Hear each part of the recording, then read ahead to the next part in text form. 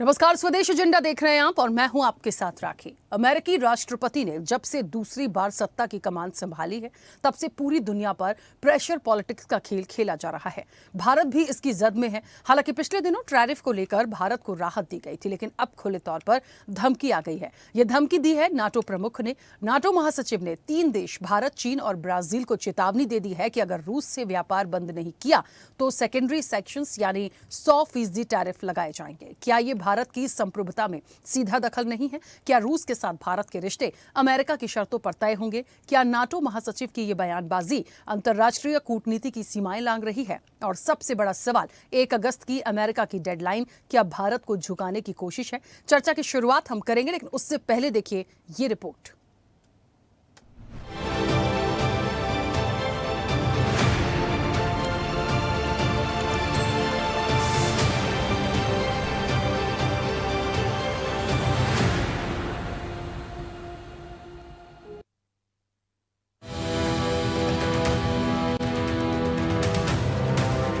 America के राष्ट्रपति Donald Trump हैं कि मानते नहीं। एक बार फिर से उन्होंने भारत सरकार की परेशानी बढ़ा दी है।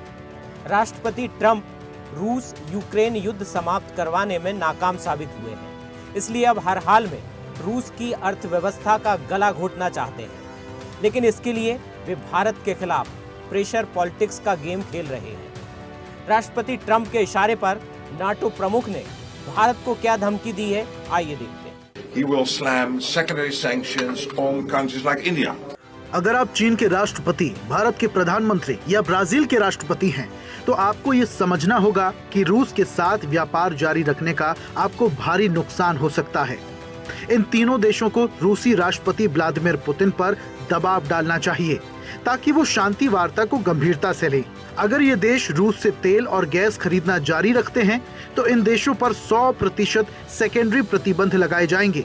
Slam back on Brazil, on India and on China in a massive way. उधर रूस के उप विदेश मंत्री ने अमेरिका और नाटो की धमकियों को खारिज कर दिया। उन्होंने कहा, रूस ट्रंप के साथ बातचीत के लिए तैयार है, लेकिन इस तरह के अल्टीमेटम मंजूर नहीं है। नाटो प्रमुख को भारत के पूर्व राजनयिक केबी फेबियन ने आईना दिखाया। Well, I'm sorry to say the respected NATO Secretary General has been talking through his hat. मैं कहना चाहता हूं कि नाटो के सम्मानीय महासचिव जो बयान दे रहे हैं वो बिल्कुल बेतुका है। मैंने उनका बयान सुना जिसमें उन्होंने कहा कि वो प्रतिबंध लगाएंगे, लेकिन ना तो व्यक्तिगत रूप से और ना ही उनके पद को इसकी अनुमति है। नाटो ऐसा नहीं कर सकता, सिर्फ राष्ट्रपति ट्रंप ही ऐसा कर सकते हैं। They should get the Nobel Peace Prize and the Doctors Without Frontiers, Médecins Sans Frontières, who are there tending to the Palestinians and not Trump. राष्ट्रपति ट्रंप भारत के खिलाफ आक्रामक रवैया अपना रहे हैं, तो भारत बचने के लिए रास्ता निकालने में जुटा है। इस साल की शुरुआत में जब अमेरिका ने भारत को उन 14 देशों की लिस्ट से बाहर कर दिया जिनके खिलाफ अमेरिका ने भारी भरकम टैरिफ लगाए थे, तो इसे सद्भावना के तौर पर देखा गया। लेकिन अब ट्रंप ने साफ कर दिया है कि राहत हमेशा के लिए नहीं है। भारत के पास अब 1 अगस्त 2025 तक की मोहलत है। अब भारत एक तरफ कुआं और दूसरी तरफ खाई वाली स्थिति में है। एक तरफ उसे अमेरिका के साथ व्यापार बातचीत को हर हाल में 1 अगस्त से पहले पूरा करना है, जहां जेनेटिकली मॉडिफाइड फसलों, डेयरी प्रोडक्ट्स और दवा निर्यात जैसे मुद्दों पर गतिरोध बना हुआ है। दूसरी तरफ रूस से सस्ते तेल की आपूर्ति को बनाए रखना भी जरूरी है। अब देखना होगा भारत सरकार नाटो महासचिव की खुली धमकी पर क्या रुख अपनाती है। विजय नंदन, स्वदेश।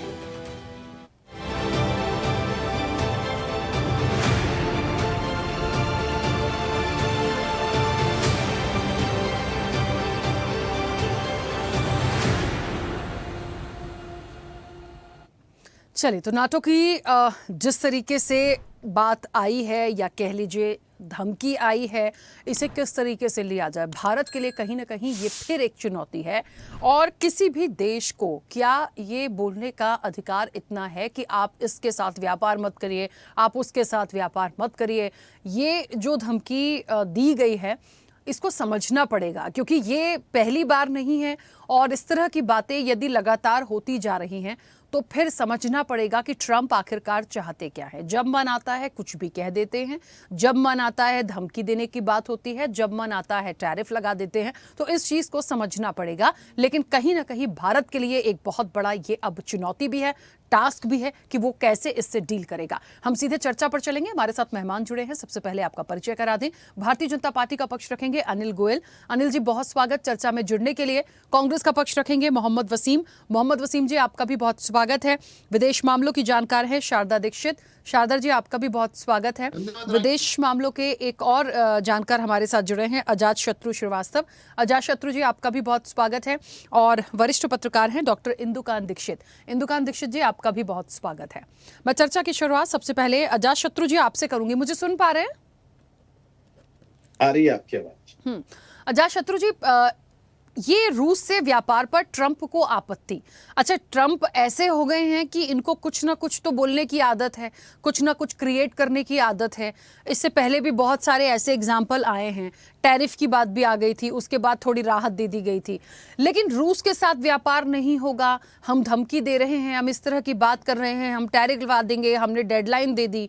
ये क्या दिखाता है? क्या ये भारत के लिए है कितनी बड़ी एक चुनौती जैसा है? कैसे वो डील करेगा? या तो जवाब दे दे, लेकिन ट्रंप ऐसा कैसे कर सकते हैं? मतलब इतना उनको कॉन्फिडेंस है कि मैं धमकी पर आ जाऊं, और या नाटो के महासचिव की तरफ से भी जो बातें आई है उसको भी समझना पड़ेगा।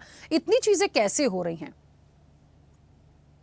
राखी जी, सबसे पहले तो मेरा यह सुझाव है कि डोनाल्ड ट्रंप को आप नोबेल प्राइज कहीं किसी से दिलवा दें तो वो शांत हो जाएंगे। जब तक उन्हें नोबेल प्राइज नहीं मिलेगा तब तक वो पूरी दुनिया में इसी प्रकार से उधम मचाए रखेंगे। अब अजात शत्रु जी, समस्या इस बात की है कि वो नोबेल की जो अपील और सिफारिश भी कही, वो करी भी पाकिस्तान ने। अब कोई और उसमें सहमति दी तो शायद मिले भी। पाकिस्तान को कौन सीरियसली लेता है? पर वो उनकी अदम्य इच्छा है कि उन्हें नोबेल प्राइज मिल जाए, और जब तक नहीं मिलेगा तब तक वो पूरी दुनिया में इसी प्रकार से अपने स्टेटमेंट देते रहेंगे। हम सीरियस नोट, यदि हम इस बात पे देखें कि दो लोगों के बयान आए हैं, एक Donald Trump president of America and एक Mark Rutte secretary general NATO. तो जहां तक हम मार्क रूटे की पहले बात करें, ये सेक्रेटरी जनरल को इस तरीके का स्टेटमेंट देने का ना तो कोई अथॉरिटी है, ना पावर है, ना नाटो इसके बारे में सक्षम एजेंसी है। नाटो एक डिफेंस पैक्ट ऑर्गेनाइजेशन है जिसमें डिफेंस से रिलेटेड इसमें 32 देश हैं, और डिफेंस से रिलेटेड इश्यूज पर ही वो 32 देशों के बारे में निर्णय होता है। मार्क रूटे नीदरलैंड के प्राइम मिनिस्टर रहे हैं 14 साल। उन्हें अच्छे तरीके से मालूम होना चाहिए कि सेक्रेटरी जनरल को इस तरीके से कोई पावर नहीं है, लेकिन उनके कहने का जो आशय था, कहने का मतलब था, उसका एक छोटा सा बैकग्राउंड मुझे समझ में आता है कि 2018 में मार्क रूटे एंड डोनाल्ड ट्रंप के बीच में एक हॉट टॉक्स हो चुकी है।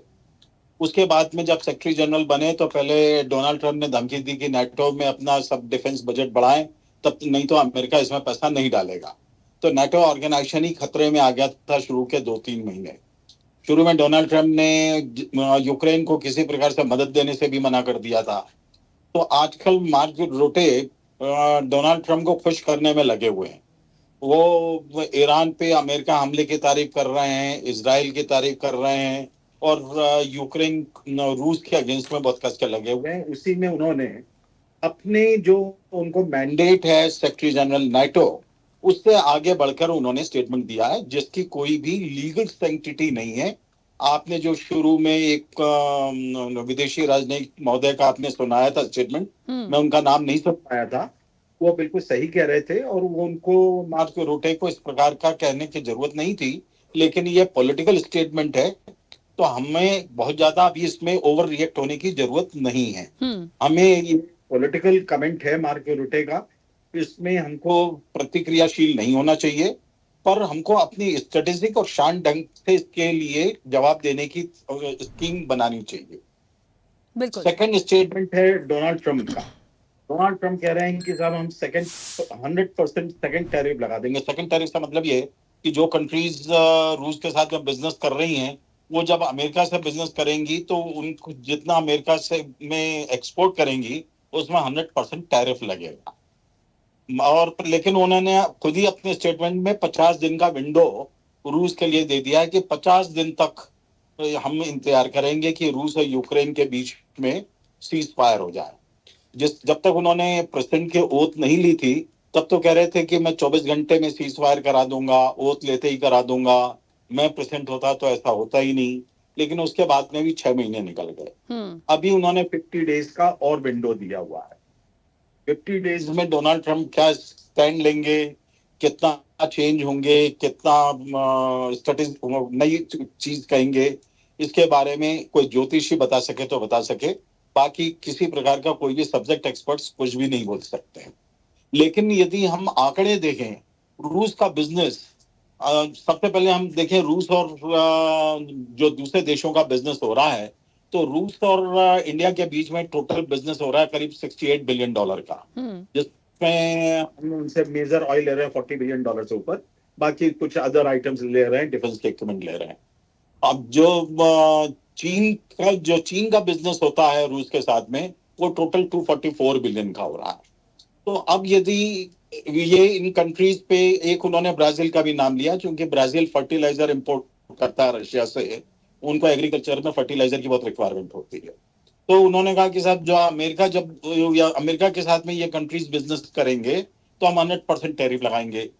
तो चीन का अमेरिका के साथ में क्या बिजनेस है ये आप देख लीजिए, वो $688 बिलियन है, जिसमें चीन अमेरिका को $524 बिलियन का एक्सपोर्ट कर रहा है उनके एसेंशियल आइटम्स। नॉर्मल कोर्स में मुझे नहीं लगता कि वो चीन के साथ में कोई 100% टैरिफ उनके बिजनेस में कर सकें, उससे अमेरिका की इकोनॉमी कोलैप्स हो जाएगी। यूरोपियन यूनियन के साथ में चीन बिजनेस कर रहा है 783 बिलियन का। तो यदि ये यूरोपियन यूनियन का भी इकोनॉमी बैठ जाएगी। इंडिया का जो बिजनेस है अमेरिका के साथ में वो $118 बिलियन का है, ईयू के साथ में $130 बिलियन का है।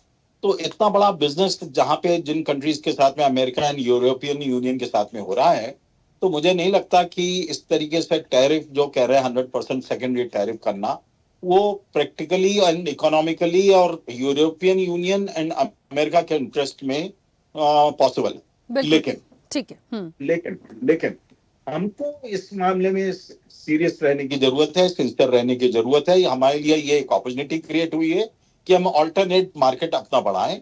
हम अमेरिका और यूरोपियन यूनियन से आगे बढ़ के Africa, south America, Asian countries में ट्रांसफर हो और हम अपना नई अपॉर्चुनिटीज क्रिएट करें। ये हमारे लिए एक मौका है हमारी इकोनॉमी के लिए, क्योंकि एक बात बहुत स्पष्ट हो गई कि हम बहुत ज्यादा अमेरिका के ऊपर रिलाई नहीं कर सकते। वो किसी भी दिन अपनी, अमेरिका इसमें भी कोई दो राय नहीं कि सुपर पावर है। हम अमेरिका दुनिया का सबसे बड़ा पावरफुल कंट्री है, मिलिट्री पॉइंट ऑफ व्यू से and economic point of view से भी। लेकिन इस दुनिया में बहुत स्पेस है, 200 से ज्यादा कंट्रीज हैं और हमको, हमारा जो डायस्पोरा है पूरे दुनिया में फैला हुआ है। हमारे देश के नागरिक वहां दूसरे देशों में सिटीजन हैं या वहां पे जाके काम कर रहे हैं, बिजनेस कर रहे हैं, इंडस्ट्री डाल रहे हैं। तो हमको अब अदर कंट्रीज की ओर अपने को एक्सप्लोर करने की जरूरत है और हमको अदर कंट्रीज की ओर अपना बिजनेस बढ़ाने की जरूरत है। हमको एनर्जी के सेल्फ रिलाई होने की जरूरत है, जिसमें हम ग्रीन एनर्जी बढ़ा सकते हैं, न्यूक्लियर एनर्जी बढ़ा सकते हैं। तो ये पेट्रोलियम एंड नेचुरल गैस पर जो डिपेंडेंसी है, ये हमको कम करने की जरूरत है। ठीक है अजातशत्रु जी, अपॉर्चुनिटी के रूप में हमको देखना चाहिए। जी ठीक है जी, बिल्कुल वापस आऊंगी। अनिल जी मुझे सुन पा रहे हैं?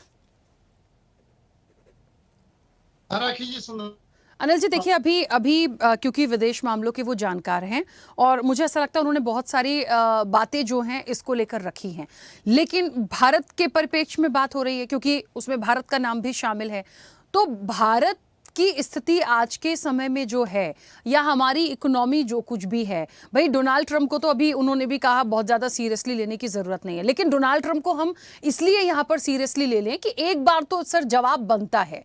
वो कौन होते हैं या कोई भी कैसे किसी भी देश के साथ व्यापार करने के लिए धमकी दे सकता है? मतलब इस तरह की ये कौन सी दोस्ती? मैं यहाँ दोस्ती पर जाऊंगी, मैं भारत की दोस्ती की बात कर लूँ अमेरिका के साथ में, या मैं ट्रंप और मोदी जी की दोस्ती की बात बात कर लूं, हमें इस चीज को समझना पड़ेगा कि क्यों आप इतना कैसे बोल सकते हैं या कैसे उस जगह पे ला सकते हैं। हम करेंगे नहीं करेंगे वो एक अलग विषय है, लेकिन ट्रंप इतना बोल कैसे पा रहे हैं?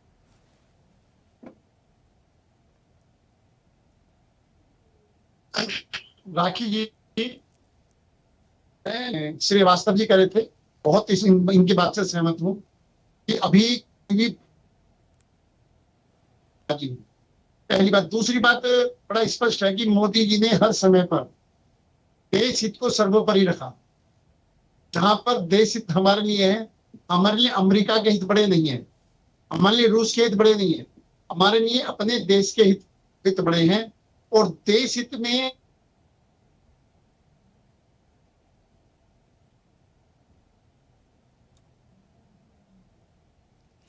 उन्नति के आगे झुकेगी, उसके लिए सबसे पहले हमारा देश हित है। अब अगर हम अमेरिका की बात करें तो अमेरिका ने तो कहा था कि रूस यूक्रेन युद्ध होने से पर ही कि आप रूस से तेल ना खरीदो। अनिल जी, आपकी आवाज काफी ब्रेक हो रही है, काफी ब्रेक हो रही है आवाज, मतलब प्रॉपर तरीके से मैं सुन नहीं पा रही हूँ। नेटवर्क इशू है मे बी? नेटवर्क इशू है, लेकिन अब आ रही है आवाज? हाँ अभी तो आ रही है, बोलिए। लेकिन मेरा बड़ा स्पष्ट है कि ये सरकार, माननीय मोदी जी की सरकार, हमेशा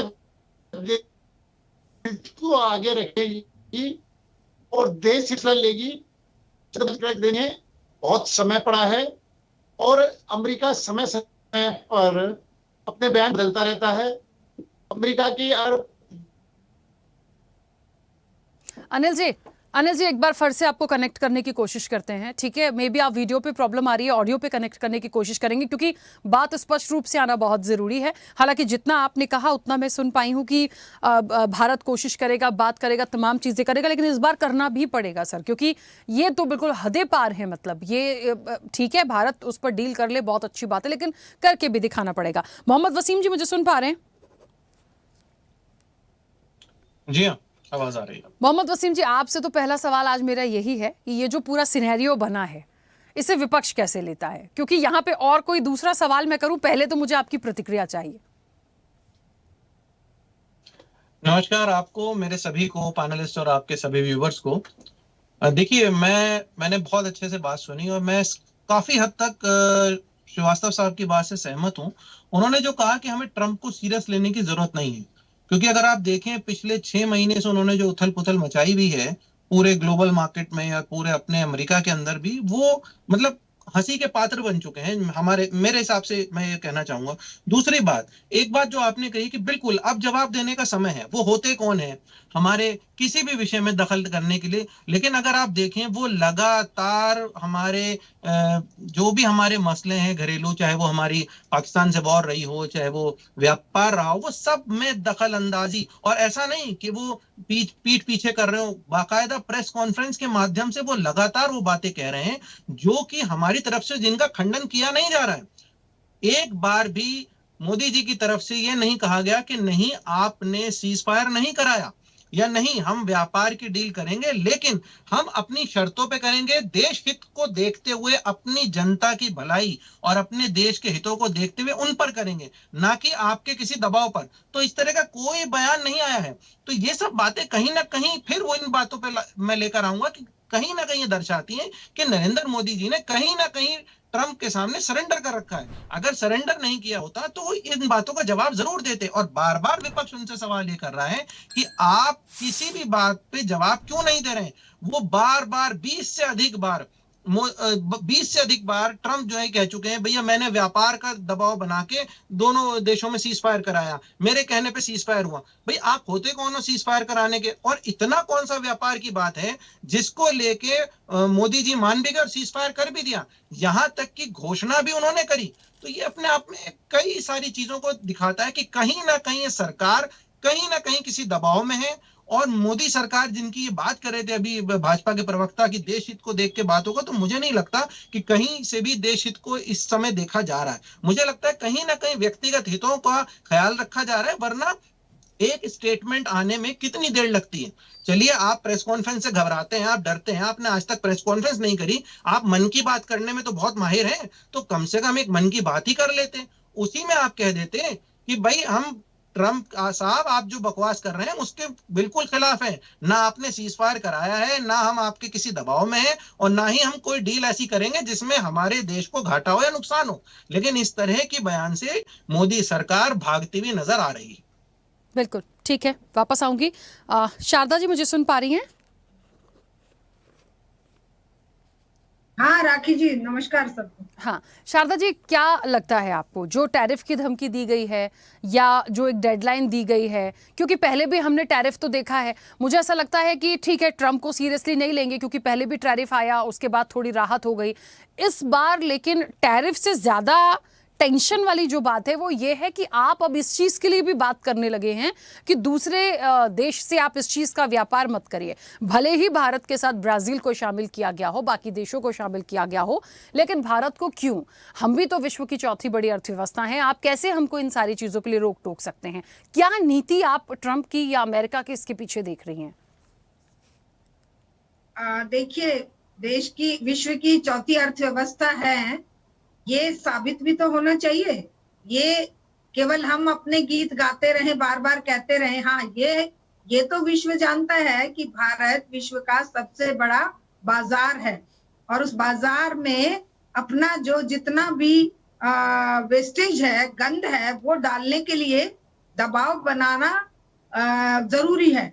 तो ये उस गंदगी को डालने के लिए कृषि प्रोडक्ट्स और डेयरी प्रोडक्ट्स को भारत की इस 140 करोड़ की आबादी में फेंकने के लिए बेताब हैं, और ऐसी स्थिति जिसमें कि हम जवाब नहीं दे पा रहे हैं, एक कंफ्यूजन क्रिएट किया जा रहा है, हो रहा है बाय चांस, मतलब एक अपरेंट दिख रहा है अपरेंटली कि हमारे पास जवाब क्यों नहीं है। ये बड़े कष्ट की बात है कि एक देश जो 140-50 करोड़ की आबादी रखता है और जो इतना चौथी व्यवस्था बन चुका है, उसके राष्ट्राध्यक्षों के मुंह में जबान क्यों नहीं है? छोटा सा एक ब्राजील जैसा देश और छोटा सा मैक्सिको या दूसरे देश, या एक छोटा सा चाहे यूक्रेन का राष्ट्रपति और चाहे चाइना और रशिया ने तो कुल्लम कुल्ला कहा कि हाँ आप 500% लगा दो। ऐसी कौन सी दिक्कत है, वो हमें विचार करने की जरूरत है कि किस दिक्कत का शिकार हम लोग हैं कि आज हम इतने कंफ्यूज्ड हैं कि जहां पर लगातार हमें सच के साथ खड़ा होना चाहिए, विश्व राजनीति में हमें सम्मान के साथ, देखिए चाहे व्यक्तिगत राजनीति हो चाहे वो देशों की राजनीति हो, सब कुछ सिद्धांत और सच्चाई पर कायम रहना चाहिए, और वही सम्मान भी विश्व पटल पर दिलाता है।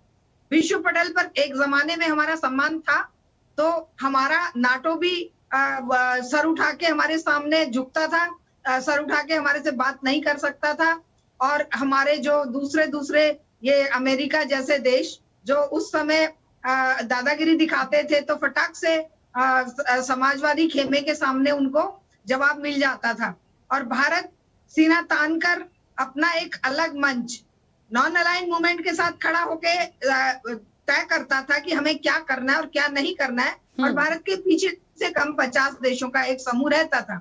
लेकिन आज स्थिति इतनी खतरनाक क्यों बन गई है कि हमारे ऊपर चीन भी कुछ भी करके चला जाता है। कभी हम चीन की गोद में जाके बैठते हैं, हमारे विदेश मंत्री को हाथ मिलाने भेजते हैं, कभी हम जब हमें ईरान के साथ खड़े होना होता है तो हम जाके यूक्रेन और तब हम जाके इजराइल और ट्रंप की गोदी में बैठ जाते हैं। हमारे पे जब मुसीबत आती है तो ट्रंप जो है, ट्रंप और चाइना और रूस सब पाकिस्तान के साथ दिखाई देते हैं, और जब हमारे ऊपर टैरिफ लगाने की बात आती है तो हम कंटिन्यूअस चुपचाप उसको झेल रहे हैं। इससे कुछ और हो ना हो, ट्रंप की जो जोकरपना है वो तो सबको दिख रहा है, लेकिन भारत की प्रतिष्ठा को दांव पर लगाया जा रहा है कि बार बार एरा गैरा नत्थु गैरा, कोई नाटो का हेड, कोई ट्रंप, कोई आके हमारे ऊपर इस तरह के धमकियां और दबाव डाल रहा है। इसके पीछे का रहस्य क्या है? एक इतनी बड़ी आबादी वाला देश, एक प्राचीन प्रतिष्ठा वाला देश, एक ऐसा देश जो रिसोर्सेज में जिसकी तरफ पूरा विश्व देखता है, एक ऐसा देश जिसके बाजार पूरे विश्व में कंपनियां जो है आंख गड़ाए बैठी हैं, उसकी ऐसी क्या मजबूरी है कि वो किसी भी बात के लिए, चाहे 22 बार ट्रंप ये कह चुका मैंने युद्ध खत्म करा दिया, हमारे पास कोई जवाब नहीं है, चाहे वो टैरिफ लगाने की बात खुद ही टाल दे रहा है, हमारे पास कोई उसके साथ समझौता करने की बात नहीं है। खुल्लम खुल्ला हम ये भी नहीं कह रहे कि खबरदार हमारे कृषि क्षेत्र की तरफ या डेयरी प्रोडक्ट्स की तरफ देखा तो, लेकिन ये समझौता क्या इस तरीके से होगा कि जी देसी गायों का तो हम ले लेंगे, जो आप देसी गायों का तो भेज दीजिए, लेकिन अमेरिकन गायों का दूध और दही हम नहीं लेंगे, ये प्रोडक्ट्स नहीं लेंगे। तो समझौते में कहीं कोई ऐसी वो तो नहीं दिखाई दे रही है कि हम चुपचाप, एक वही जमाना था कि जब ये पूंजीवादी देश ये कहते थे ओपन डोर पॉलिसी लगे, सबको व्यापार करने का हक है, आज वही कह रहे हैं कि नहीं, व्यापार केवल अमीर करेंगे, क्योंकि आज ये व्यवस्था सड़ चुकी है और ये सड़ान के अलावा डेवलपिंग कंट्रीज को कोई सपोर्ट नहीं दे सकते, ये किसी का डेवलपमेंट या किसी का आगे बढ़ना देख नहीं सकते। इनको आज एक भारत जैसा देश किस तरह से अपने आप को आगे ना ले जाए, स्टैंड ना कर ले, इसलिए इसके बाजार को कैप्चर करके इसके मैन्युफैक्चरिंग सेक्टर को बर्बाद कर दो, कृषि क्षेत्र को बर्बाद कर दो, डेयरी सेक्टर को बर्बाद कर दो, बाकी हमारी मुट्ठी में कैद है ही, क्योंकि इनका बिजनेस तो उनकी मुट्ठी में कैद है, क्योंकि हमारे जो पूंजीपति हैं वो इंटरनेशनल हैं, वो केवल भारत के पैसे को ही वहां नहीं झोंक रहे हैं, भारत के रिसोर्सेज को भी झोंक रहे हैं, और उन्हीं के दबाव में आज हमारे देश की सत्ता बोल नहीं पा रही है, ऐसा हमें लगता है। लेकिन ये देश की जनता के लिए बहुत खराब स्थिति है, देश की प्रतिष्ठा के लिए बहुत खराब स्थिति है, इस पर खुलकर बात होनी चाहिए, पक्ष विपक्ष सबको बैठकर समाधान ढूंढना चाहिए। हम क्यों दबाव में किसी के आए जब हम इतने ताकतवर हैं? बिल्कुल ठीक है मैम, वापस आऊंगी। इंदुकांत जी मुझे सुन पा रहे हैं? जी राखी जी। इंदुकांत जी, ये बात तो देखिए सच है, और जितना हम इन चीज़ों को देखते समझते आए हैं, चाहे भारत अमेरिका की बात करें, भारत रूस की बात करें, इन संबंधों की बात करें, या पर्सनली हम प्राइम मिनिस्टर नरेंद्र मोदी या डोनाल्ड ट्रंप के दोस्ती की बात करें, बहुत सारी तस्वीरें, बहुत सारी चीज़ें हमने देखी, लेकिन हमें इस चीज़ को समझना पड़ेगा कि अभी तक तो ठीक है, सीज फायर की बात कर दी, एक बार नहीं कई बार कर दी, फिर कहा गया कि नहीं हमने बोल दिया है, बहुत सारी ऐसी बातें आई हैं, लेकिन बिजनेस पॉइंट ऑफ व्यू से, जैसे अमेरिका के लिए उनकी प्रायोरिटी होती है अमेरिका, भारत के लिए, हमारे लिए प्रायोरिटी भारत होगी, हम अपना व्यापार किस देश के साथ किस तरीके से कर रहे हैं ये हमारा मत है, सामने वाला देश किस तरीके से करता है ये उनका, लेकिन कोई तीसरा या नेटो की तरफ से जब धमकी आ जाए कि नहीं आपको ये चीज़ नहीं करनी है, नहीं तो टैरिफ बढ़ेगा, अब ट्रंप ये चीज़ें करें, दैट मीन्स कि हम एक अपनी पोजीशन तो शो कर रहे हैं कि हाँ हम स्ट्रांग हैं, तभी ये कंट्रीज हमारे लिए इस तरह का एक षड्यंत्र रच रही हैं। लेकिन इस षड्यंत्र से निकलने के लिए हमें कितनी बड़ी तैयारी रखनी होगी, क्या बेबाकी से जवाब दे दिया जाए, नहीं तो दूसरी स्ट्रैटेजी क्या हो सकती है, आप कैसे समझते हैं इस विषय को? जी राखी जी नमस्कार, हमारे जितने को पैनलिस्ट उनको भी नमस्कार। मैं एक उदाहरण से अपनी बात शुरू करूंगा। देखिए, यूक्रेन से रूस का युद्ध होते हुए लगभग 3 वर्ष हो गए। पूरी दुनिया ने यूक्रेन के साथ ये सब चीजें जब शुरू हुई तो तमाम तरह के प्रतिबंध रूस पर लगाए, लेकिन क्या उसको हमने मान लिया? डिप्लोमेसी में, इंटरनेशनल डिप्लोमेसी में राखी जी, हर चीज जुबान से कही जाए ये जरूरी नहीं होता है, बहुत सी चीजें इशारों से होती है, बहुत सी चीजें अपने एक्शन से किया जाता है। जब जितने भी यहाँ पे हैं को पैनलिस्ट और उनके अलावा दुनिया के जितने एक्सपर्ट हैं वो मानते हैं कि ट्रंप की कोई इज्जत या क्रेडिबिलिटी आज की डेट में नहीं रह गई। तो आपने सुनी हो कि एक बड़ी प्रसिद्ध उक्ति है कि बसी कुसंग चाहत कुशल तुलसी जी अफसोस महिमा घटी समुद्र की रावण बसा परोस। तो अगर आप रावण के साथ तू मैं करेंगे तो इज्जत किसकी बढ़ेगी, घटेगी? आज आपके ही पैनल पे सारे लोग कह रहे हैं कि ट्रंप का मजाक हो गया है, ट्रंप के बोलने का कोई इंपॉर्टेंस नहीं रह गया, ईरान के युद्ध में आपने देख लिया। तो जब आप ये मान रहे हैं कि मैंने आपको पिछली बार भी एक चर्चा में कहा था कि के करीब 50 कपल्स हमको केरला में मिल गए थे, टूरिस्ट, जो 60 से 70-75 की एज ग्रुप के थे, पति पत्नी। उनसे हमने एक सवाल पूछा कि आप ट्रंप चुन करके आए थे, जनवरी की बात है, क्या कैसे देखते हैं? उन्होंने कहा दैट मैन सो हॉरिबल। यही रिएक्शन था यूएस के अपने सिटीजन्स का। तो जब आपको पता है कि एक आदमी हॉरिबल है, लेकिन उसके पास पूरे दुनिया की सत्ता की और डिप्लोमेसी की कुंजी है, क्योंकि वहां की जनता ने उनको चुनकर सत्ता में बैठा दिया है। आप और हम कितने भी असहमत हो, लेकिन ये तो सहमत होना पड़ेगा, और मानता है सभी पूरी दुनिया के लोग कि आज की तिथि में पूरी दुनिया की सबसे बड़ी ताकत, चाहे आर्थिक ताकत हो चाहे वो सामरिक ताकत हो, वो यूएस है। तो आप उसको नाराज भी नहीं कर सकते खुलेआम। तो सबसे अच्छी स्ट्रेटजी क्या है कि हमने अपनी किसी भी चीज से कंप्रोमाइज नहीं किया। अब कोई बकवास करने में लगा है तो उससे तू मैं करने से क्या फायदा। दो उदाहरण मैं केवल दूंगा आपको। एक देखिए यूक्रेन वार का, आपको याद होगा कि उस समय बड़ा प्रसिद्ध हुआ था 2-3 इंटरव्यूज हमारे एक्सटर्नल अफेयर्स मिनिस्टर जयशंकर जी का, कि जब यूरोपियन कंट्रीज में कई मीडिया के लोगों ने और कई डिप्लोमेट्स ने पूछा कि भारत का क्या रुख है, भारत क्यों तेल खरीद रहा है, उन्होंने क्या कहा था, जिसमें वो बहुत स्टैब्लिश हुई उनकी लीडरशिप और एज एक्सटर्नल अफेयर्स मिनिस्टर, उन्होंने कहा भारत के इंटरेस्ट के हिसाब से कदम उठाएगा। आज आप कहें तेल खरीदें, कल कहें तेल नहीं खरीदें, आप दुनिया से जो चाहें वो करें, ऐसे थोड़े हम आपके इशारे पे कठपुतली की तरह नाचते फिरेंगे। हमें लगता है कि हमारा इंटरेस्ट है रूस के साथ तेल खरीदने में, हम खरीदेंगे। अब आपको याद होगा राखी जी कि उस समय इसी तरह की बात करने वाले लोग क्या कह रहे थे, हमें यूक्रेन के पक्ष में खड़े हो जाना चाहिए। अगर खड़े हो गए होते तो आज आपके एक्सपर्ट बता रहे थे कि लगभग $66 बिलियन की खरीद हमने रूस से की है, हमारा ट्रेड है। अब आप देखें कि लगभग 3 साल के युद्ध काल में $250 बिलियन का हमारा सबसे बड़ा आयात होता है पेट्रोलियम का। पहले $250 बिलियन का पूरी दुनिया से सस्ता हमने पेट्रोलियम न सिर्फ खरीदा भी, उसको प्यूरिफाई कर करके वापस इन्हीं यूरोपियन कंट्रीज को और बाकी देशों को बेचा, हमने बिजनेस किया। ये होता है डिप्लोमेटिक एक्यूमेनशिप और अपने देश के इंटरेस्ट की रक्षा करना। पूरी दुनिया ने कितना विरोध किया, कितना गाली गलौज किया, कितना धमकाया, लेकिन क्या भारत ने दुनिया के दबाव को माना? नहीं माना। अब इसी तरह से दूसरा उदाहरण देखें, अभी ट्रंप लगातार टैरिफ लगाने की धमकी दे रहे हैं, कह रहे हैं हम लगा देंगे, कर देंगे, बहुत से देशों पर लगाया, वापस लिया। भारत पे क्या कोई ऐसी टैरिफ लगाने में वो लंबे समय के लिए सक्सेसफुल हुए? नहीं हुए।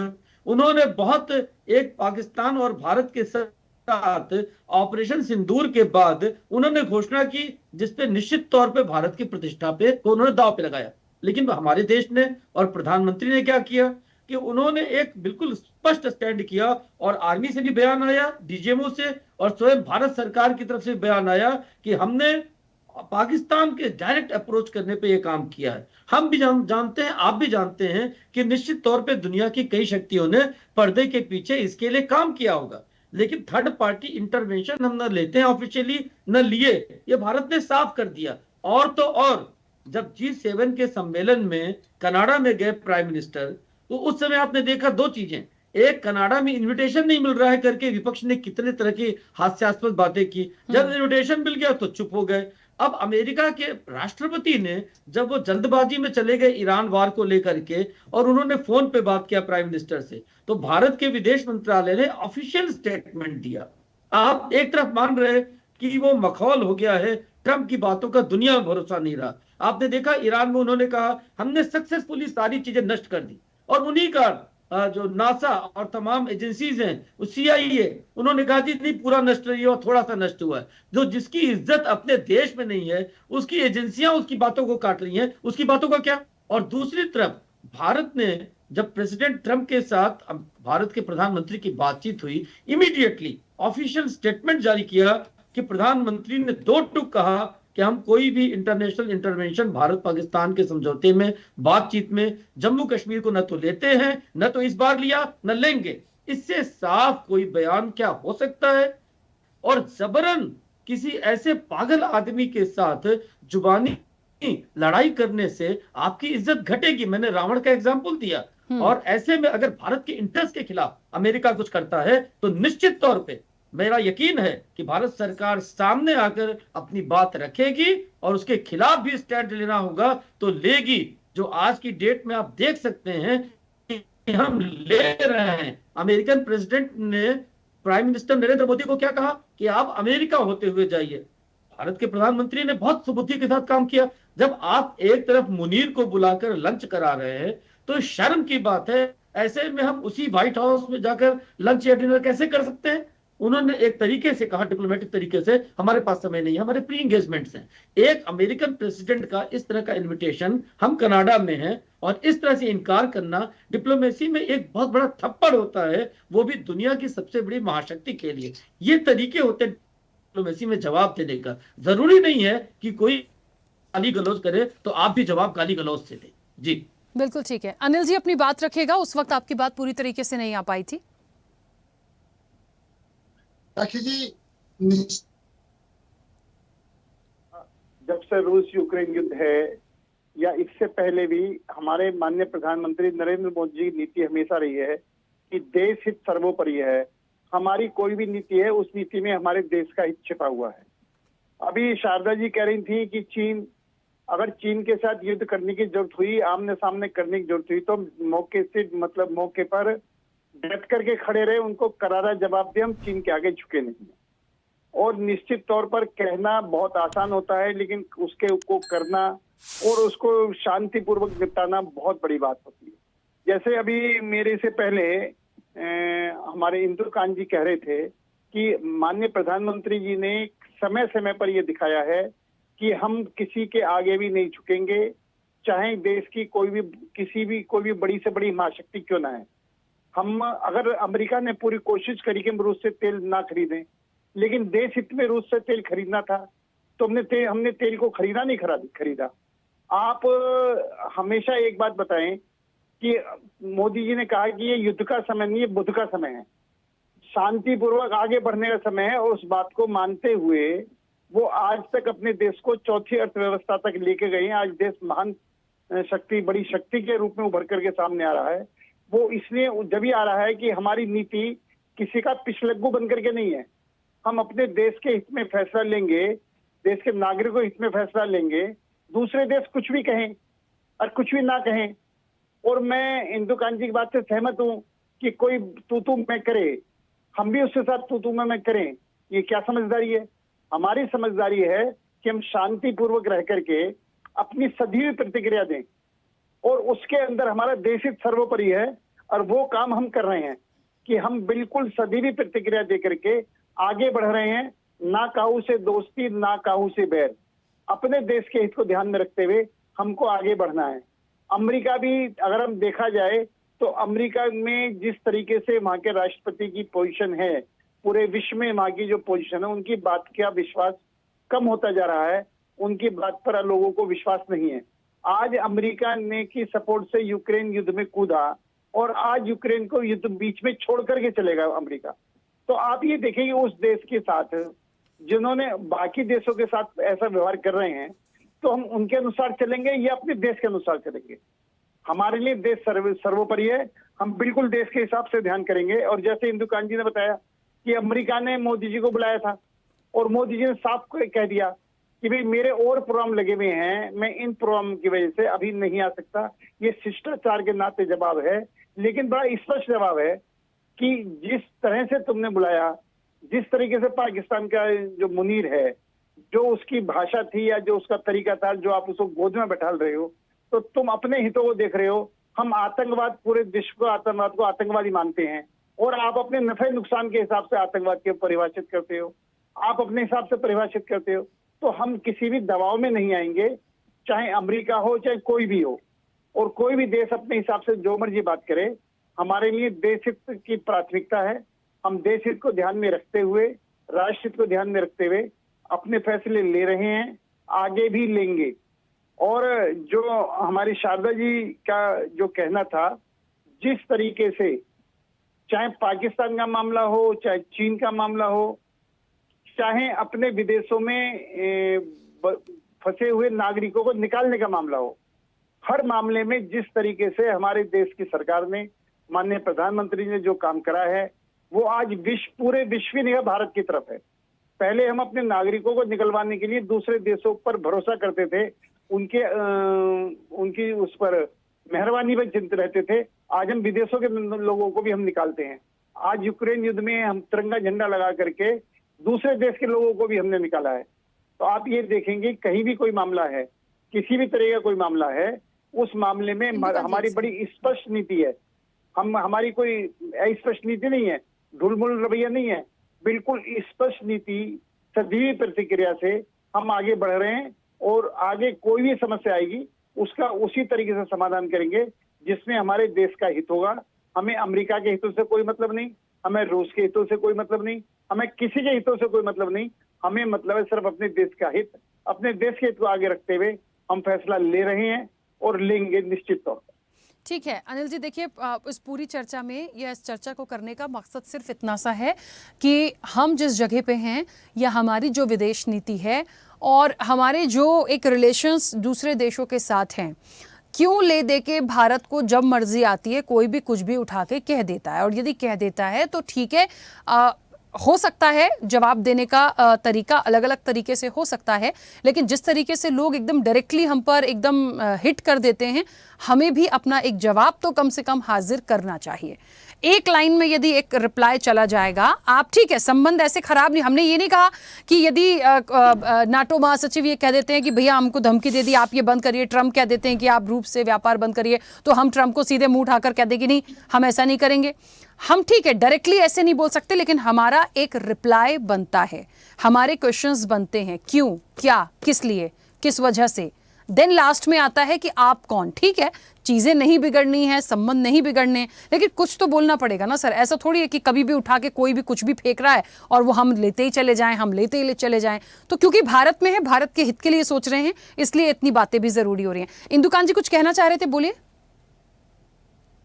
सिर्फ एक वन लाइनर जरूर इसमें कहता जाऊंगा। ऑपरेशन सिंदूर के बाद कि आज हमारे काम करने की शैली यानी इशारा, एक्शन, हमारा इशारा क्या है, हमारा एक्शन क्या है, हमारा व्यवहार क्या है, आप इन तीनों चीजों को देखोगे, पूरा विश्व देख रहा है कि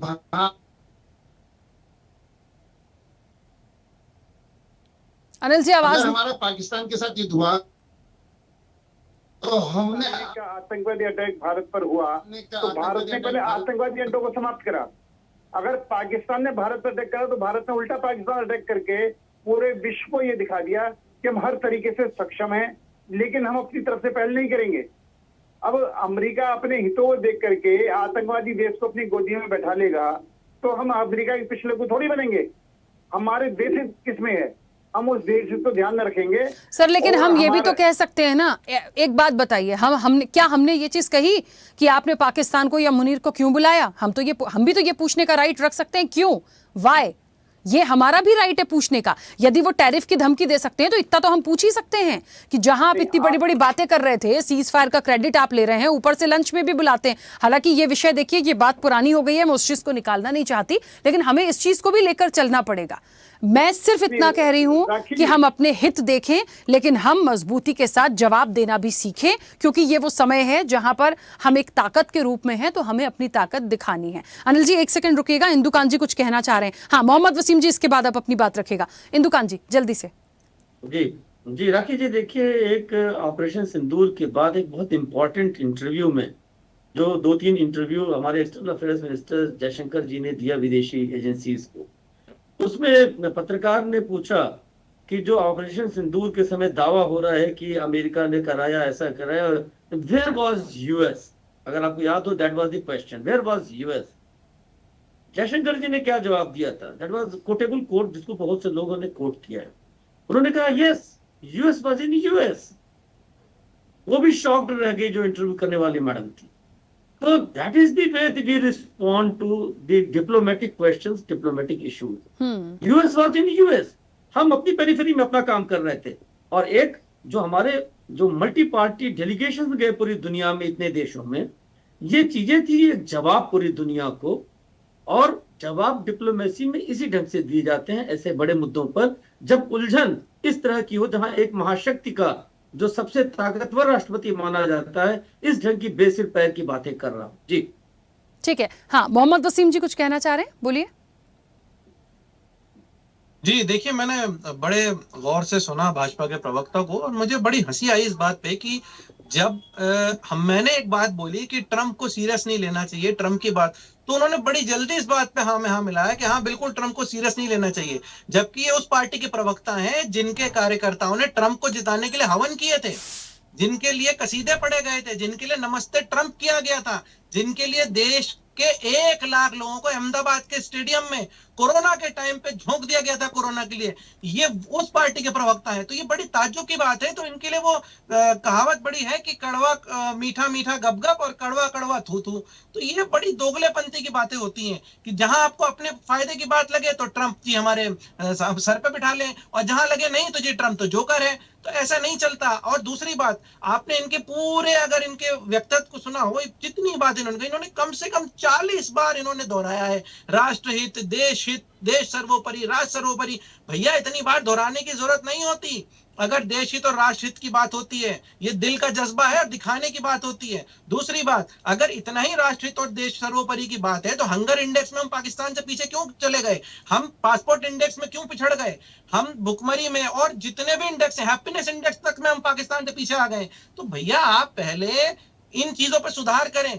दूसरी बात, ट्रंप अगर कुछ बोल देता है, आपने उसको उठा के कह दिया वो तो कुछ नहीं बोलने दीजिए, ऐसा नहीं होता। एक तरफ आप उसको मान भी रहे हैं कि वो पूरी दुनिया की सबसे बड़ी अर्थव्यवस्था और ताकत है यूएस, वहां का प्रेसिडेंट है। अगर वो कोई बात कह रहा है कि हम इतना टैरिफ लगा देंगे, ठीक है, बोल रहा है ना, आपने उसका कोई जवाब दिया किसी तरह का नहीं, खामोशी आप बैठे रहेंगे। कल को टैरिफ लगा देगा तब क्या करेंगे? हाहाकार मच जाएगा आपके स्टॉक मार्केट में। अगले दिन कितने करोड़ों हजारों करोड़ रुपए स्वाहा हो जाएंगे, इसका अंदाजा है आपको। लेकिन आपको इस चीज से कोई मतलब नहीं। आप बस रटी रटाई 4 लाइन आप बोलते रहिए बार बार, देश हित राष्ट्र सर्वोपरि, देश हित राष्ट्र सर्वोपरि। आपने सोच लिया बस यही एक पूरा जो फॉरेन पॉलिसी है इसी पर निर्भर है। ऐसा होता नहीं है, आपको समझना होगा। और बार बार मैं कह रहा हूं कि नरेंद्र मोदी जी को सामने आना पड़ेगा। पीछे छुपने से ये चीजें समाधान नहीं होंगी। आपको सामने आना होगा, फेस करना पड़ेगा, आपको कहना पड़ेगा। वो कोई क्लास का कोई गुंडा या वैसा बच्चा नहीं है कि जी चलो जो कुछ कह रहा है, या पड़ोसी सड़क छाप आदमी नहीं है। वो यूएस का प्रेसिडेंट है। वो अगर कोई बात बोल रहा है तो आपको आके सामने बोलना पड़ेगा। हमने कब कहा आप गाली गलौज करें कि आपको जो है वहां पे उनसे कोई संबंध बिगाड़ने, लेकिन जिस भाषा में वो आपसे सवाल कर रहा है या जिस भाषा में वो हमारे देश की प्रतिष्ठा को दांव पे लगा रहा है, कम से कम आप उस भाषा में तो उसको जवाब दीजिए। आप कहते थे मैं लाल आंखें दिखाऊंगा चीन को, भाई आप चीन को छोड़िए, इसको जवाब ही दे दीजिए। लेकिन कहीं से भी नहीं। तो इसीलिए हम बार बार विपक्ष कहता है कि ये सरेंडर है, ये सरेंडर है। और मैं बहुत साफ शब्दों में कहता हूं, he is not a leader, he is a dealer. वो बार बार अपनी डीलिंग के ऊपर ही काम हो रहा है। व्यक्तिगत हितों को देश हित, राष्ट्र हित से ऊपर रखा जा रहा है। इस बात को आज नहीं आप कल जरूर मानेंगे। टैरिफ तो लगेगा, वो चाहे कम लगे ज्यादा लगे बात की बात है, लेकिन वो किस तरीके से लगाया जाएगा, उसका कितना नुकसान इस देश को होगा, ये समय ही तय करेगा।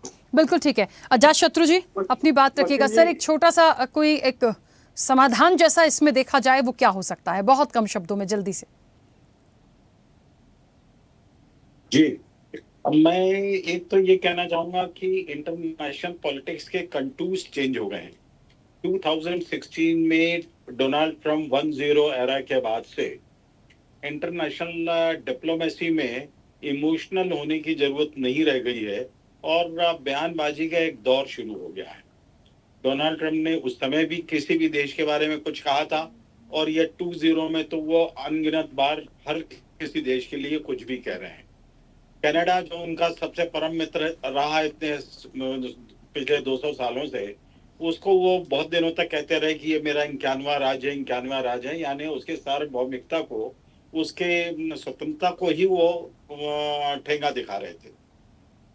उसके बाद में उन्होंने इंग्लैंड के बारे में बोला, फ्रांस के बारे में बोला, जर्मनी में गए तो उनके वाइस प्रेसिडेंट ने कुछ बोल दिया।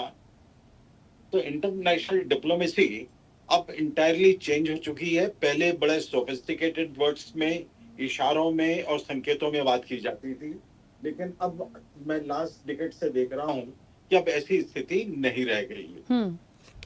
इसलिए इस जो इंटरनेशनल स्टेटमेंट्स चल रहे हैं, इसमें बहुत ज्यादा इमोशनल या बहुत ज्यादा रिएक्ट होने की जरूरत नहीं है। इंडियन गवर्नमेंट का अभी जो स्टैंड है वो बहुत ही कूल एंड बहुत ही स्टडी है, और इसको आगे धीरे धीरे देखा जाएगा। जहां तक आपका एक क्वेश्चन लगातार आ रहा था कि डोनाल्ड ट्रंप कैसे 100% टैरिफ लगा सकते हैं, तो वो लगा तो सकते हैं। उनकी कंट्री में कोई सामान आ रहा है तो वो किसी भी कंट्री के लिए कुछ भी टैरिफ लगा सकते हैं। उन्होंने लगाया भी है और हर कंट्री को अधिकार है, हमको भी अधिकार है। हम भी किसी भी कंट्री से कोई भी जो सामान इंपोर्ट हो रहा है उस पर हम कुछ भी टैरिफ लगा सकते हैं। हम 0% भी कर सकते हैं, हम 1000% भी कर सकते हैं। ऐसा हर किसी देश को अधिकार। बिल्कुल ठीक है, चलिए हाँ। कुछ बोल रहे हैं तो ठीक है। मेरा ये कहना है कि इंडियन इकोनॉमी अपने आप में बहुत ज्यादा स्ट्रांग है, वर्ल्ड के 4th नंबर की है, और हम ग्लोबल साउथ की ओर डाइवर्ट हो चुके हैं। हम अपना ऑल्टरनेट ऑप्शंस एक्सप्लोर कर रहे हैं, और अभी जैसे प्रधानमंत्री जी जो डिफरेंट कंट्रीज में गए हैं, ये उन सारी अपॉर्चुनिटीज को एक्सप्लोर किया जा रहा है। बिल्कुल ठीक है। अजातशत्रु जी रोकूंगी क्योंकि समय की सीमा है। मैं चाहती हूँ शारदा जी आप भी बहुत जल्दी से मैम एक संक्षिप्त प्रतिक्रिया आपकी। देखिए, जिस हिसाब से आज का माहौल है बहुत ही कंफ्यूज्ड है। भले ही हम कितने ही दुहाई दें कि भाई विश्व की महाशक्ति की तरफ हम बढ़ रहे हैं, हमारी इकोनॉमी बहुत स्ट्रांग है, लेकिन जो डेटास बता रहे हैं जिस तरीके से स्थिति है, उसमें कहीं पर भी हमें कोई सम्मानजनक स्थिति विश्व पटल पर अगर लग रही होती तो शायद इन सिरफिरों को इस तरह से भारत पर बार बार इस तरह की बयानबाजी करने का मौका नहीं मिलता, और वो भी हमारे बारे में भी बोलने से पहले 10 बार सोचते। भारत के बारे में बोलने से पहले हर एक इंसान को बार बार ये कहा जा रहा है कि वो हमारे प्रधानमंत्री अपने तरीके से जवाब देते हैं। वो कौन सा तरीका है? अगर मान लो कोई चिल्ला रहा है, तुम्हें गाली दे रहा है, और तुम लगातार कई महीने तक कुछ नहीं बोलते, सालों तक कुछ नहीं बोलते, आप रिटर्न में दीजिए, आप जबान मत लड़ाइए, लेकिन आप स्ट्रॉन्ग मैसेज कन्वे करिए कि we are not like that, कि we will face, we will everything you can put on us and we will keep quiet. इसका मतलब कहीं ना कहीं हमारी कमजोर नस दबी हुई है क्या? हमारे बिजनेस इंटरेस्ट किसी 2-4 बिजनेसमैनों के इसके इजराइल और अमेरिका के साथ या नाटो के साथ जुड़े हुए हैं कि उनको अपने हथियार भी हमें बेचने हैं, उन्हें अपना डीजल पेट्रोल महंगा हमें बेचना है, और हम रशिया को छोड़कर, रशिया से जब सस्ता पेट्रोल लिया गया, यूक्रेन से लिया गया, तब फायदा हुआ अंबानी को, और अब जब महंगा होगा तो जनता का खून चूसा जाएगा, महंगाई कई गुना बढ़ जाएगी। ठीक है। तो क्या हम सारे चौथे उनसे करते रहेंगे? बिल्कुल। तो इस बारे में हमें बहुत गंभीरता से सोचने की जरूरत है। केवल लल्लो चप्पो करने से काम नहीं चलेगा कि हमारा बहुत बढ़िया है, बहुत बढ़िया है, बहुत बढ़िया दिखना भी चाहिए। बिल्कुल ठीक है। देने से नहीं। ठीक है मैम, समय की सीमा। कुछ कह रहे थे अनिल जी, बहुत जल्दी से बोलिएगा सर, समय हो गया।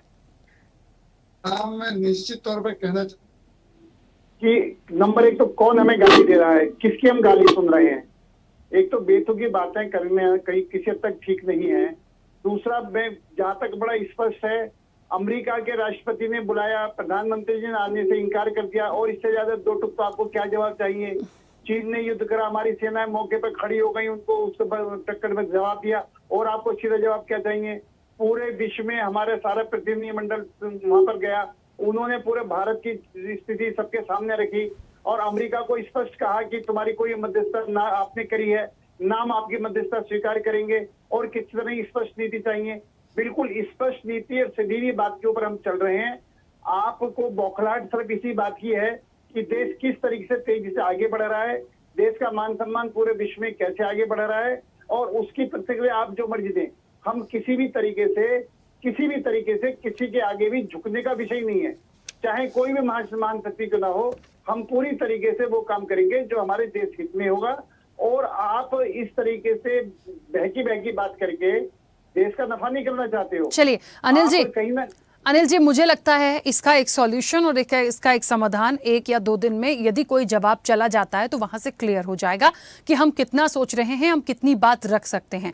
रही बात ये कहने की कि सिर्फ बौखलाहट है लोगों में, तो मुझे नहीं लगता कि शारदा जी हैं या अजातशत्रु जी हैं या इंदुकान जी हैं या मैं हूं। विपक्ष को भी मैं मोहम्मद वसीम जी को अलग रख देती हूँ, क्योंकि विपक्ष को तो अधिकार है, आप लोग कुछ भी कह सकते हैं, वो भी आपको कुछ कह सकते हैं, लेकिन हम में से तो सब देश की ही बात कर रहे हैं, इसलिए हमें लगता है कि क्लियरिटी से पॉइंट आना चाहिए। तो देखते हैं इस पर कोई जवाब जाता है या नहीं, या फिर टैरिफ लग जाता है, डेडलाइन भी आ गई है, तो वो उसके लिए थोड़ा सा वक्त हमें लेना पड़ेगा। फिलहाल समय हो गया। आप सभी मेहमानों का बहुत शुक्रिया इस चर्चा में जुड़ने के लिए। तो नाटो की लामबंदी है और कहीं ना कहीं जो एक धमकी आई है उसको किस तरीके से लिया जाए, धमकी का जवाब तो देना पड़ेगा। यदि धमकी का जवाब नहीं दिया जाएगा तो शायद हो सकता है अगली बार कुछ और आ जाए।